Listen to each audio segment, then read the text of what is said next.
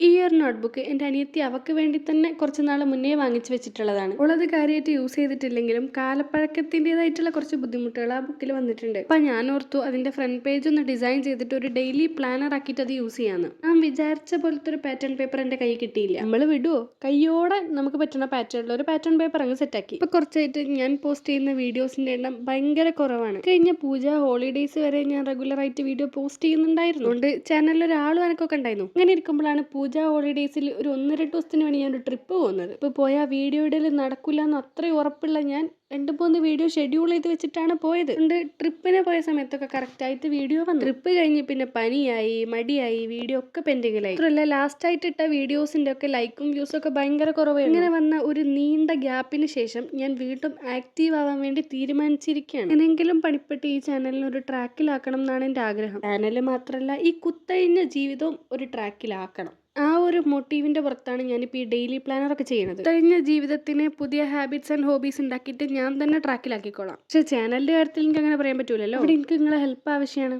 എന്തായാലും സബ്സ്ക്രൈബ് ചെയ്യാതെ കാണുന്നവരൊക്കെ ഒന്ന് സബ്സ്ക്രൈബ് ചെയ്യുക. ഈവൻ പോസിറ്റീവായിട്ട് നിങ്ങളുടെ സജഷൻസോ കമൻറ്റ് ബോക്സിൽ പറയുക. അപ്പം ശരി, അടുത്ത വീഡിയോ വീണ്ടും കാണാം.